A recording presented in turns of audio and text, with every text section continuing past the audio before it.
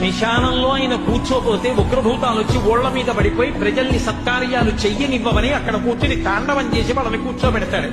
పార్వతీదేవి అడిగింది మహాభారతం అనుశాసనిక పర్వంలో, శుభ్రమైన కైలాసం ఉండగా, ఇంత ఐశ్వర్యం ఉండగా, చింతామణి గృహం ఉండగా శ్మశానంలో ఎందుకుంటున్నారని అడిగింది.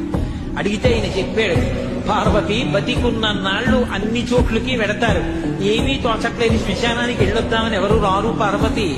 నేనంతవాణ్ణంటాడు, పొడుగ్గా ఉన్నానంటాడు, తెల్లగా ఉన్నానంటాడు, పండితుణ్ణంటాడు, పద్యాలు నాకు నోటికొచ్చంటాడు, ఉపన్యాసం చెప్పగలనంటాడు, నాకు పాటలొచ్చంటాడు, నేను నాట్యం చేస్తానంటాడు, నేను అధికారినంటాడు, నా దగ్గర డబ్బు ఉందంటాడు, నేను పాట పాడగలనంటాడు. ఇన్ని ఉన్నాయనుకున్న వాడిలోంచి ఊపిరి బయటికి వెళ్ళిపోయిన తరువాత వాడిని తీసుకెళ్లి 4 కొత్త కర్రల మీద పడుకోబెట్టి చాప చుట్టి తాడు కట్టి పైన నూలు బట్ట కప్పి తీసుకొచ్చి అన్నీ తీసేసి కర్రల మీద పడుకోబెట్టి కాల్చేస్తుంటే జీవుడు లేచి నిలబడి పుర్రె పగిలిపోయిన తరువాత కన్న కొడుకు కూడా స్నానం చేసి వెళ్ళిపోతుంటే చీకటి పడిపోయాక, అయ్య బాబోయ్ చుట్టూ ఉగ్రభూతాలు, నా వాళ్ళన్న వాళ్ళు లేరు, వీళ్ళని నమ్ముకున్నాను, ఒక్కడు లేడని ఏడుస్తుంటే నేనున్నాను రా అని చెప్పడానికి నేను కూడా లేకపోతే చచ్చిన వాడు 1000 మాటలు చచ్చిపోతారని అక్కడ ఉన్నారు పార్వతి.